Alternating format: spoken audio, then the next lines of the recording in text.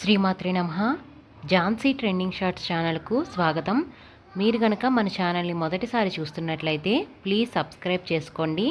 మరిన్ని devotional stories కోసం మన ఛానల్ని అందరికీ షేర్ చేయడం మర్చిపోవద్దు. ఈ వీడియో కనుక మీకు నచ్చినట్లయితే ప్లీజ్ ఒక లైక్ అయితే ఇవ్వండి.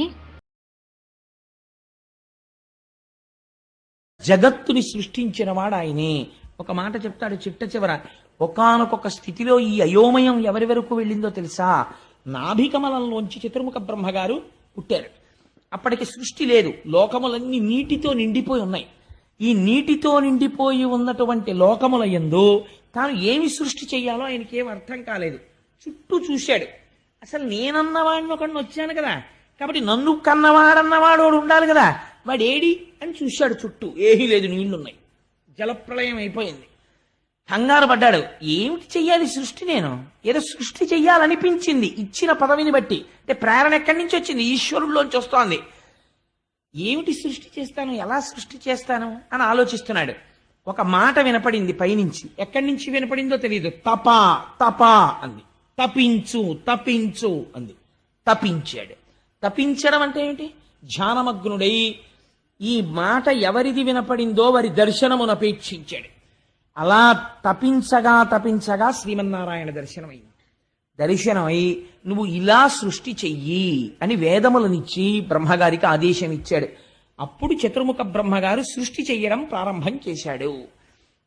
ఈ చతుర్ముఖ బ్రహ్మగారు సృష్టి చేయడం ప్రారంభించడంలో ఒక గమ్మత్తైనటువంటి ప్రక్రియ జరిగింది. అంటే నేను స్కందంలో వచ్చేటటువంటి ఆఖ్యానములను కాస్త కలుపుకోవడానికి అవకాశం ఉండే రీతిలో ఆ కథాభాగాన్ని కొద్దిగా మలుపు తిప్పుకుంటున్నాను. దాన్ని మీరు కొద్దిగా గమనించండి. అంటే ఎవరైనా ఇంటికి వెళ్ళి గ్రంథపఠనం చేసే అలవాటు ఉన్న వాళ్ళు ఉంటే వాళ్ళకి తెలియడం కోసం అని చెప్తున్నాను. అంటే 45 రోజుల్లో నిజంగా భాగవతంలో కనీసం ప్రధాన విషయాలు పూర్తి చేయాలన్నా దానికి ఏదో ఒక దారి వెతకాలి కదా. మరి అందుచేత అలా బ్రహ్మగారు సృష్టి చేయడంలో ఆ బ్రహ్మము నుండి సృష్టి వెలువడింది. రకరకములైనటువంటి సృష్టి చేశాడు ఆయన. సృష్టి చేయడంలో కూడా ఒక గమ్మత్తు జరిగిందండి. ఆయన మొట్టమొదట సనక, సనందన, సనత్కుమార మొదలైనటువంటి వాళ్ళని సృష్టించాడు.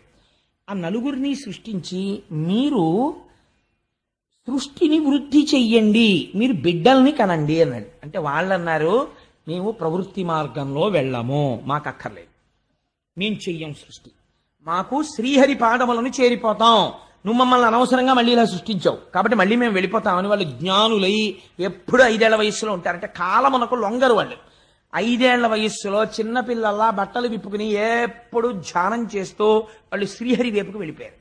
ఆయనకి కోపం వచ్చింది. బ్రహ్మగారికి కోపం వచ్చి భృకుటి ముడివేశాడు. ఇలాగా ఒక విచిత్రం జరిగింది. నీలలోహితుడన్న పేరు కలిగిన రుద్రుడు పుట్టాడు అందులోంచి, ఆ బ్రహ్మములోంచి. పుట్టి కింద పడ్డాడు. కింద పడివాడు ఏడుపు మొదలెట్టాడు. ఏడుస్తుంటే ఆయన అన్నాడు, ఏడవకు ఏడవకు అన్నాడు. ఎందుకు ఏడవకు ఏడవకు, నేను ఎక్కడ ఉండాలి, ఏం చెయ్యాలన్నాడు ఆయన. నేను చెప్తాను ఏడవకు అన్నాడు. నువ్వు పుడుతూనే ఏడిచావు కాబట్టి నిన్ను రుద్రుడు అంటారు అన్నాడు. సృష్టి ఎంత గమ్మత్తుగా వచ్చిందో చూడండి. అంటే సంకల్పము చేత సృష్టి ప్రారంభమైంది. ముందు ఎక్కడ అంటే సంకల్పములోంచి రావడం ప్రారంభమైంది. దానికి ఆ మిథున సృష్టి అంటారు. ఇప్పుడున్నటువంటి సృష్టి మిథున సృష్టి. అంటే స్త్రీ పురుష మైథునం చేత సృష్టి జరుగుతూ ఉంటుంది. లేదా జీవరాశులలో స్త్రీ పురుష మైథునం చేత సృష్టి. అది కాదు, అది సంకల్ప సృష్టి. కేవల ఈశ్వర సంకల్పముతో సృష్టి జరుగుతుంది. అప్పుడు ఆయన కింద పడ్డాడు. కింద పడితే ఆయనకో 8 భార్యల్ని 8 రూపాలని ఇచ్చి నువ్వు అలా ఉండు, సృష్టి చేయి అన్నాడు. అంటే ఆయన కొన్ని గణములను సృష్టించాడు. వాళ్ళు ఉన్న వాళ్ళని తినేయడం మొదలెట్టారు. మళ్ళీ పిలిచి అన్నాడు, నువ్వేం చెయ్యకో, తపస్సు చేసుకుంటూ కూర్చో చాలన్నాడు. అంటే ఆయన తపస్సు చేసుకుంటూ కూర్చున్నాడు. ఆ తర్వాత వీళ్ళు ఇలా వెళ్ళిపోయారనుకుని ఆలోచన మొదలుపెట్టాడు. ఇలా కూర్చుని ఆలోచిస్తుంటే ఠంగున ఆయనలోంచి శ్రీమన్నారాయణుడు వచ్చి పడ్డాడు. అలాగే ఆయన శరీరంలోంచి రకరకాల భాగాలలోంచి రకరకాల మహర్షులు బయటకు వచ్చారు. బ్రహ్మగారి ఒడిలోంచి నారద మహర్షి బయటకు వచ్చారు. ఆయన వీపులోంచి అధర్మం వచ్చింది, అధర్మంలోంచి మృత్యు వచ్చింది. ఆయన ముందు భాగంలోంచి ధర్మం వచ్చింది. ఇవన్నీ ఈశ్వరుడు అంటే విరాట్ పురుషుడై ఉంటాడు. సృష్టి చెయ్యాలన్న సంకల్పంలో ముందు వచ్చింది. అప్పుడు ఆయన అనుకున్నాడు, ఇలా కాదు, ఇలా నేను సంకల్ప వికల్పాలు చేస్తూ ఎంత సృష్టి చేస్తాను, ఇలా కాదు అని ఒక ఆలోచన. మీకు నేను ఒక విషయం, నేను మా దొరగారితో ఇవాళ కారులో వస్తూ అన్నా, ఇది నేను వేరికి మీకు చెప్పను దొరగారు అని, కానీ నేను ఎందుకో మళ్ళీ చెప్పాలని అనిపిస్తోంది కాబట్టి చెప్పేస్తున్నాను. దీన్ని మీరు మరో రకంగా భావించకండి. దాని లోపల ఉండే అంతరార్థం చాలా విశేషంగా ఉంటుంది. అంటే ఒక్కొక్కసారి సృష్టి చేసేవారి యందు కూడా మోహము కలుగుతుంది. బ్రహ్మగారు ఒక స్త్రీని సృష్టించాడు. సృష్టించి ఆ స్త్రీ యందు మోహమును పొందాడు. పొందితే ఋషులు చెప్పారు, అదేమిటి నువ్వు సృష్టించిన స్త్రీ యందు నీకు మోహం ఏమిటన్నారు. వెంటనే ఆయన అన్నాడు, ఇది సృష్టికి ఉండేటటువంటి లక్షణము. కాబట్టి ఏ శరీరముతో అలా మోహం పొందానో దాన్ని నేను వదిలిపెట్టేస్తున్నాను ఆ శరీరాన్ని అన్నాడు. అని ఆ శరీరం వదిలేడు. వదిలితే అది ఏమవ్వాలి? ఆ శరీరం అది పొగమంచు అయింది. అదే పొగమంచు మనకి రోజు కళ్ళకి అడ్డంగా వస్తుంది చూసారా. అందుకే అది ఎదుటగా ఉన్నటువంటి విషయాన్ని కనపడనివ్వదు. కళ్ళు మూసుకుపోయాయిరా అంటారు. పొగమంచు అపకారమే తప్ప ఉపకారం చేయదు. రైలుకి సిగ్నల్ కూడా కనపడదు. ఆ బ్రహ్మము విడిచిపెట్టినటువంటి శరీరమే పొగమంచుగా మారింది. తర్వాత మైథున సృష్టి చెయ్యాలి అనుకున్నాడు ఆయన. అనుకుని తన శరీరంలోంచే రెండింటిని సృష్టించాడు. ఒకటి స్త్రీ, ఒకటి పురుషుడు. ఇంక సమస్య లేదు రా అన్నాడు. ఇక సమస్య లేదు, ఎందుకంటే వీళ్ళ యందు వ్యామోహమును ఏర్పాటు చేస్తాను. ఇప్పుడు ధర్మబద్ధమై ప్రజా సృష్టి జరుగుతుందన్నాడు. అలా మొట్టమొదట సృష్టించిన వాళ్ళల్లో మొట్టమొదట పుట్టినవాడు స్వయంభువ మనువు. ఆయన భార్య పేరు శతరూప. వీళ్ళిద్దరూ పుట్టారు. పుట్టిన తర్వాత బ్రహ్మగారు అన్నారు, కొడుకు తండ్రిని సంతోష పెట్టాలి, నువ్వు సృష్టి చేయి అన్నారు. అంటే ఆయన 5 బిడ్డల్ని కన్నాడు. కానీ వచ్చి నాన్నగారు నేను 5 బిడ్డల్ని కన్నాను అన్నాడు. ఎవరు వాళ్ళు అని అడిగాడు. అడిగితే ఒకడి పేరు ప్రియవ్రతుడు, ఒకడి పేరు ఉత్తానపాదుడు, ఒక ఆవిడ పేరు అకూతి, ఒక ఆవిడ పేరు ప్రసూతి, ఒక ఆవిడ పేరు దేవహూతి అని 3 స్త్రీలు 2 మగపిల్లలు 5 పిల్లల్ని కన్నానన్నాడు. ఇప్పుడు ఏం చెయ్యను అన్నాడు. శ్రీహరిని సంకీర్తనం చేస్తూ యజ్ఞయాగాది క్రతువులు చేస్తూ సమస్త ప్రాణులను రక్షిస్తూ పరిపాలన చేయి అన్నాడు. ఆయన అన్నాడు, అలా పరిపాలించడానికి నాన్నగారు భూమి ఎక్కడుందండి అన్నాడు. అదేమిట్రా భూమి ఏమైపోయింది అన్నాడు. మీరు సృష్టి తామరతంపరగా ఎలా పెంచాలా అని ఆలోచన చేస్తూ ఉన్న సమయంలో ఈ భూమి ప్రళయంలో వచ్చినటువంటి సముద్ర జలములలో పడిపోయి రసాతలానికి వెళ్ళిపోయింది, పాతాళలోకానికి. ఇప్పుడు ఆ భూమిని పైకి తీసుకొస్తే ప్రాణులన్నీ భూమి మీదకి చేరుతాయి. అప్పుడు ఇంకా సృష్టి జరిగి ఇంకా ప్రాణులు వచ్చి అప్పుడు దీన్ని పరిపాలించడానికి ఆనుకూల్యత ఏర్పడుతుంది. ఇప్పుడు ఆ భూగోళాన్ని పైకెత్తండి అన్నాడు. అమ్మగారు ఆలోచించాడు, ఇదేంటి ఇలా ఎలా ఎత్తుతానరా, ఇలా ఎలా కుదురుతుంది, ఈ భూమిని ఇప్పుడు రసాతలం నుంచి పైకి ఎవరు తీసుకొస్తారు అని ఆలోచిస్తున్నాడు. ఇక్కడ వరకు విన్నారు కదండి. ఇప్పుడు ఒక విషయం వినండి. సంకల్ప సృష్టి ఎలా జరుగుతుందో ఈయన సంకల్పం చేయగానే వెనక నుండి చేయిస్తున్నవాడు ఒక ఆయన ఉన్నాడు. ఆయనే ఇన్నిగా వస్తున్నాడు. ఆయన ఇప్పుడు ఎలా వచ్చాడో తెలుసా అండి? ముక్కులోంచి ఊడి కింద పడ్డాడు.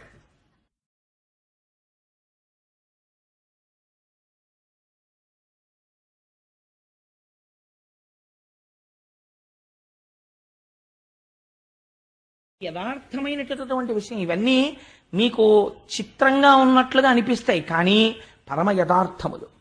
తపశ్శక్తి ఉన్నటువంటి వ్యక్తులే గొప్ప తపస్సంపన్నుడు అనుకోండి. ఎవరు పావుని వేశారో తెలియదు, నీళ్లు చేతిలో పట్టుకుని శపించాడంతే, పరీక్ష చచ్చిపోయాడా లేదా. అటువంటిది తపోశక్తికి ఆలవాలమైనటువంటి వాడు. ఆయన చేసినటువంటి సంకల్పము ఈశ్వరుడి యొక్క అనుగ్రహంగా జరిగిపోతుంటుంది. అందుకని ఆయన నాసికారంధ్రములలోంచి కింద పడింది. ఎవరు పడ్డారు? ఒక చిన్న వరాహమూర్తి ఒకటి కింద పడింది.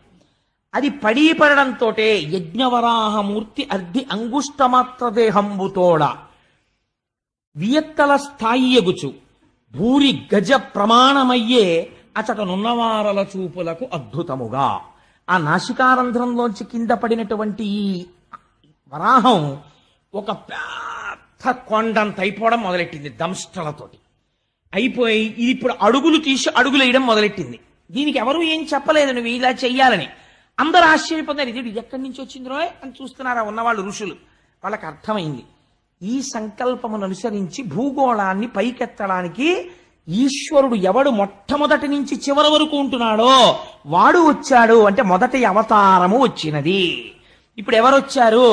అసలు మనం అందరం ఉండడానికి కావలసినటువంటి భూమిని పైకెత్తి మనకి నివాసం ఇవ్వడానికి ఈశ్వరుడు ఈ రూపమును పొంది వచ్చి ఉన్నాడు. ఎంత కృతజ్ఞులమై ఉండాలి ఆయనకి. ఇవాళ మనం ఉన్నామంటే ఆయన కృతజ్ఞత. ఇది మొదటి అవతారంగా వచ్చేసింది. ఇది యజ్ఞవరాహం కింద వచ్చింది. వస్తూ ఏం చేసింది? అడుగులు తీసి అడుగులు వేస్తోంది. వేస్తూ సముద్రంలో దూకింది. దూకితే పెద్ద చప్పుడు వచ్చింది. అది మూపు పెట్టి వెతుకుతోంది భూమి కోసం. వెతుకుతూ వెతుకుతూ ముఖం నిండా నీళ్లు అంటుకుపోతే పైకెత్తి ఇలా ఇలా అంది. అంటే అవి వెళ్ళి కొన్ని రాజ్యాల్లో పడ్డాయి. రేపు విందురు గాని కర్దమ ప్రజాపతి దేవహూతి వస్తుంది.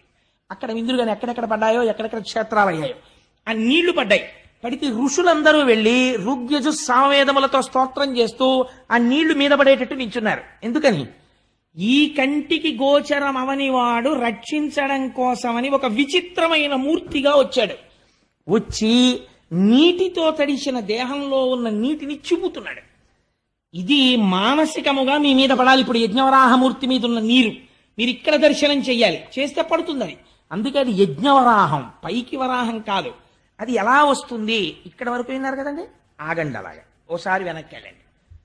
ఇప్పుడు అడిగాడు ఒక ప్రశ్న. ఎవరు అడిగారు? విదురుడు అడిగాడు మైత్రేయుణ్ణి. ఎందుకు అడిగాడు అంటే, విదురుడు కురుసభలో ఉండగా అవమానం చేశారు ఆయన. అవమానం చేస్తే ఆ విదురుడు బయలుదేరి వెళ్ళిపోయాడు.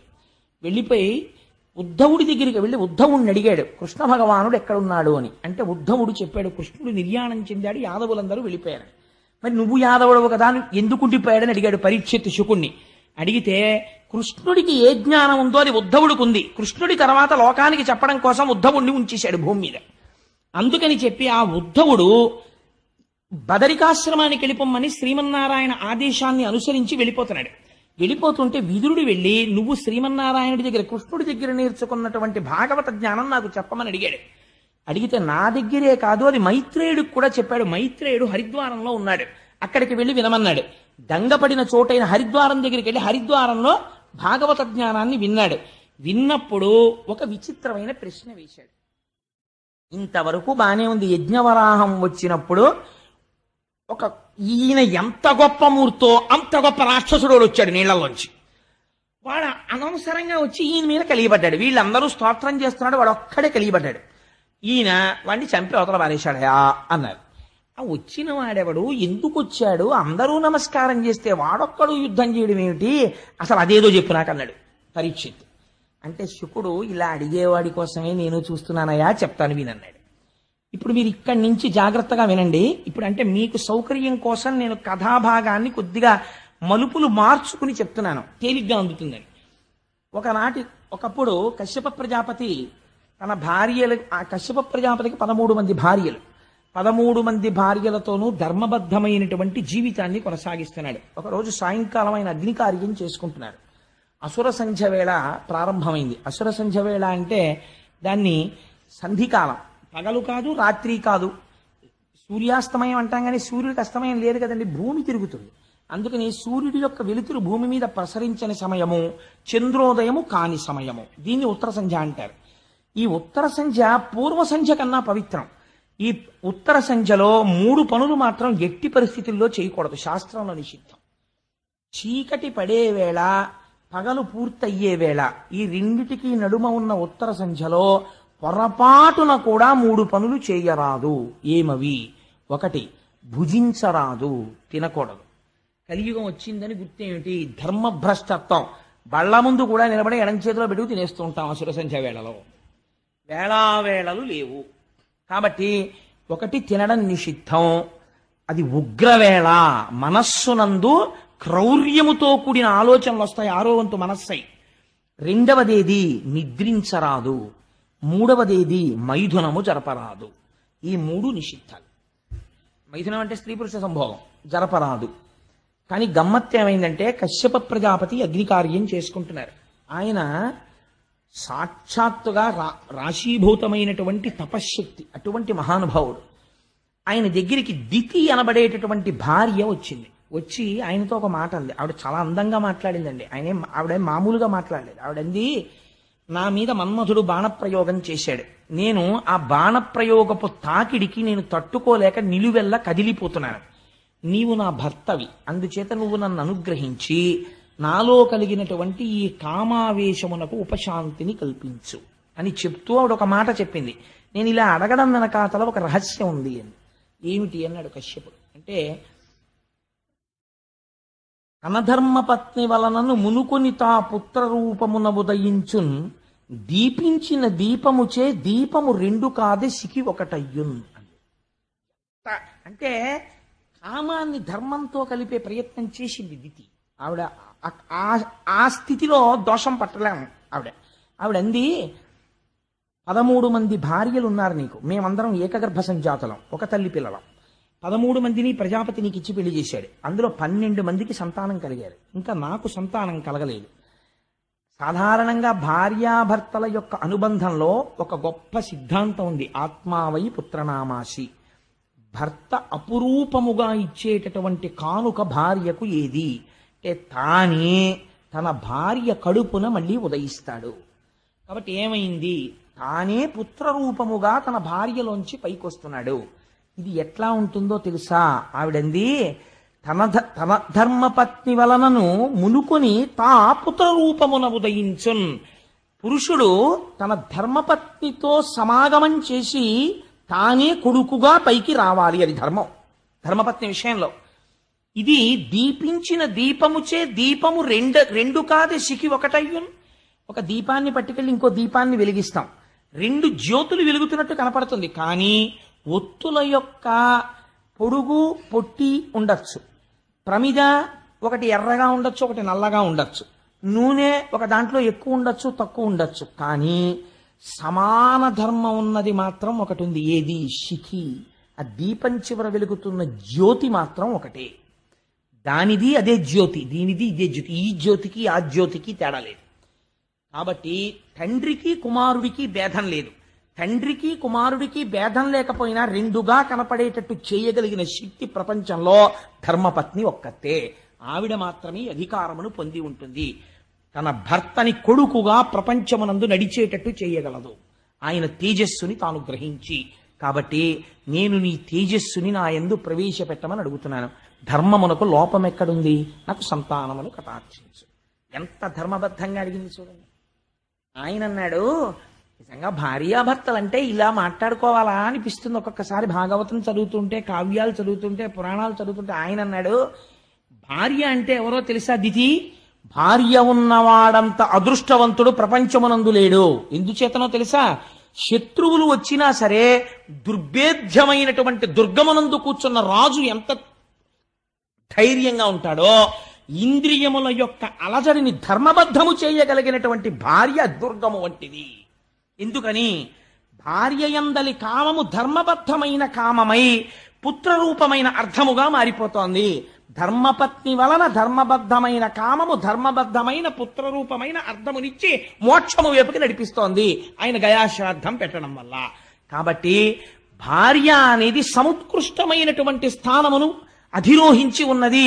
నీ వంటి భార్యని పొంది ఉండడం నా అదృష్టం. ఒకసారి భార్యని పొందిన తర్వాత ఇంటి నిర్వహణ బాధ్యత అంతా భార్య చూసుకుంటుంది. తాను హాయిగా ధర్మకార్యాచరణమునందు పురుషుడు ప్రవర్తిస్తాడు. అదేమిటంటే మరి పాపం అలా ఆడవాళ్ళని ఇబ్బంది పెట్టేయచ్చా పురాణాలని మీరు అనుకోక్కర్లేదు. ఆయన ధర్మం చేసేసుకుంటాడు, ఆవిడ వంట చేసుకుంటుందా అని. ఈయన చేసినటువంటి ప్రతి పుణ్యంలో సగభాగం ఆవిడ ఖాతాలో వేసేస్తారు. ఆవిడ చేసిన పుణ్యంలో సగభాగం ఈయనకి వెయ్యరు ధర్మశాస్త్రంలో. పాపానికి ఎందుకు భయపడమని చెప్పిందో తెలుసా అండి? పురుషుడు తాను పాపకర్మ చేసి ఏదైనా తీసుకుని ఇంట్లో తీసుకొచ్చి పెట్టాడు అనుకోండి, దాంట్లోంచి భాగం భార్యకు కానీ పిల్లలకు కానీ వేరు. మొత్తం ఫలితం తీసుకెళ్లి ఆయన ఖాతాలో వేస్తారు. ఆయన శరీరం పడిపోయిన తర్వాత ఆయన తెచ్చిందంతా వీళ్ళందరూ పంచుకున్నారనుకోండి, వాళ్ళకేమీ తప్పేమీ తీసుకొచ్చి పెట్టరు, వాళ్ళు అనుభవించవచ్చు. పాపం మొత్తం మూట కట్టుకుని ఎవరెడతారో తెలుసా అండి? పట్టుకొచ్చిన వాడు ఒక్కడే పట్టుకెళ్తాడు, ఉత్తర జన్మల్లో అనుభవిస్తాడు. ఇక్కడేమైంది? చేసుకున్న పుణ్యం ఉంది, అది మాత్రం భార్యకి సగమే వేస్తారు. ఎందుకంటే నువ్వు బతికి ఉండాలంటే, నువ్వు పుణ్యం చేయాలంటే ఆవిడ అన్నం వండి పెట్టింది, ఆవిడ చేసుకోవడం మనిషి పూజ, అందుకని సగం ఆవిడికే అది శాస్త్రం. అందుకే యోగ్యుడైన వరుణ్ణి చూడండి, యోగ్యుడైన వరుణ్ణి చూడండి అంటే అర్థం ఏమిటో తెలుసా అండి? భగవద్భక్తి కలిగిన కుటుంబంలోంచి వరుణ్ణి తీసుకొస్తారు. ఆయన ఎప్పుడూ ఈశ్వరార్చన నిపుణుడై ఉంటే ఆ సగం ఫలితం వెళ్ళి ఆవిడ ఖాతాలో పడితే ఉత్తర జన్మల్లో ఆవిడ ఎంత గొప్ప స్థితినో పొందుతుంది. అందుకని భగవద్భక్తుడికి ఇచ్చి చెయ్యడం కోసమని వెతుకుతారు. కాబట్టి నీ వంటి భార్య దొరకడం నాకు చాలా సంతోషం. కానీ దితి, ఒక్క మాట చెప్తాను విను. తరుణి, నేను ఒక్క మాట చెప్తాను. ఇది సంధ్యాకాలము.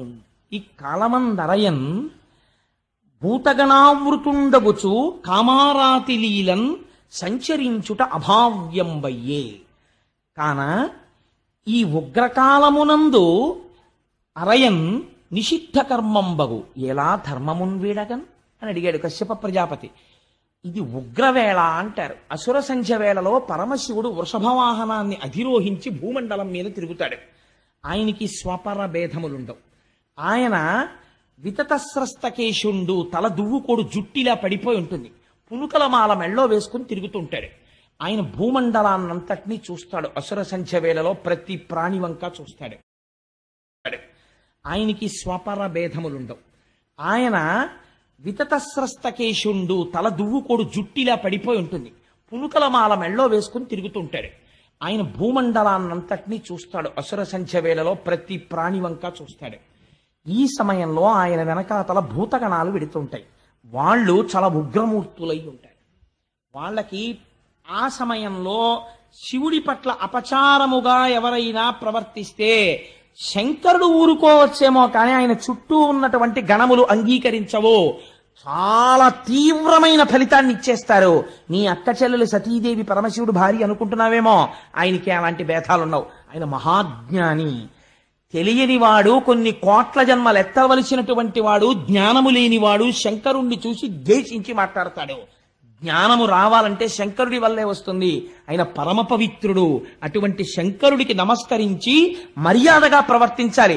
ఈ ఉగ్రవేళన్ రమించన్ నిషిద్ధ కార్యం బగు. శంకరుడు వృషభవాహనారూఢుడై వెడుతుంటే భార్యాభర్తలు సంగమిస్తే ఆయన ఆగ్రహానికి కారణం అవుతుంది. అందుచేత ఈ కాలమందరయన్ మంచిది కాదు. అందుచేత కొంతసేపు తాళు, తరుణీ ఒక్క ముహూర్తముండు, ఒక్క ముహూర్త కాలం వేచి ఉండు, నీకు కలిగినటువంటి కోరికని భర్తగా నేను తీరుస్తాను అన్నాడు.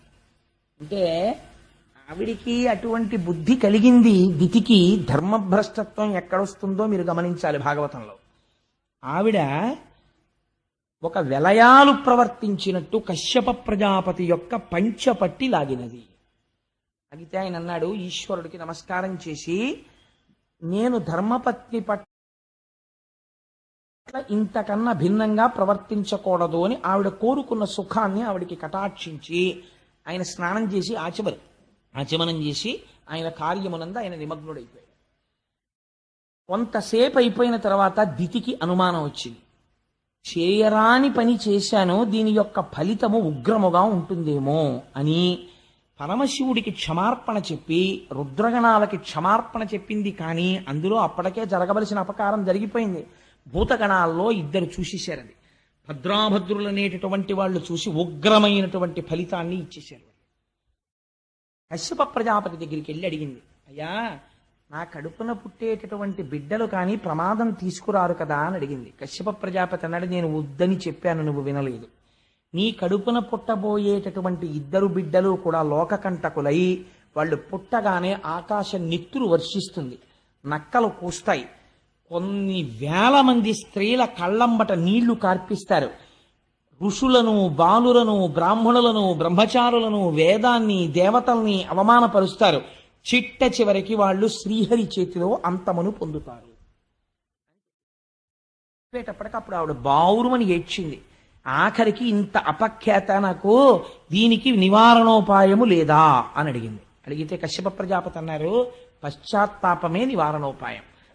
నువ్వింత పశ్చాత్తాపడ్డావు కాబట్టి చేసిన దోషం పోదు. కానీ మనవడు మాత్రం మహాభక్తుడైనటువంటి వాడొకడు ఆ హిరణ్యకశిపుల్లో ఒకడికి కొడుగ్గా పుడతాడు. ప్రహ్లాదుడు పుట్టాడు. నీ పశ్చాత్తాపము వలన ఒక మహాపురుషుడు, ఒక మహాభక్తుడు జన్మిస్తాడు. భాగవతం కాలస్వరూపం ఎలా ఉంటుందో, ప్రమాదాలు ఎక్కడి నుంచి వస్తాయో బోధ చేస్తుంది. ఒక కాలము సాత్వికంగా ఉంటుంది, ఒక కాలము ఉగ్రముగా ఉంటుంది. కాలమును బట్టి వ్యవహరించాలి తప్ప చిత్తము వచ్చినట్లు ప్రవర్తించకూడదు. ఉగ్రవేళ, అసుర సంధ్య వేళలో సాయంకాలం వేళ ఒక్క ఈశ్వరనామమే వినాలి. అందుకే అసుర సంధ్య వేళలో పురాణ ప్రవచనం పెట్టడానికి కారణం అదే. ఎందుకు పురాణ ప్రవచనం చేస్తారంటే అప్పుడు వినడం చేత ఈశ్వరుడు చాలా పరితృప్తుడవుతాడు. షహబాష్, వీళ్ళందరూ చూడండి రా భగవంతుడి కథ ఎలా వింటున్నారో అని విశేషంగా కోరికలు తీరుస్తాడు. తప్పించి వాళ్ళ జోలికి రాడాయన. అందుకని ఆ అసుర సంధ్య వేళలో చేసినటువంటి దుష్కృత్యము వలన నీ వంశములో మనవడు అటువంటి వాడు పుడతాడు. కానీ కొడుకులు మాత్రం దుర్మార్గులు పుట్టి శ్రీహరి చేతిలో మరణిస్తారు అని చెప్పి ఆవిడేం చేసిందో అది తెలుసా అండి? దితి ఆవిడ మహాపతి వ్రత. అసలు పిల్లల్ని కండం మానేసింది, కడుపులో ఉంచేసింది. వాళ్ళు బయటికి వస్తే చంపేస్తారేమోనని 100 సంవత్సరములు గర్భమునందు ఉంచేసింది. ఉంచేస్తే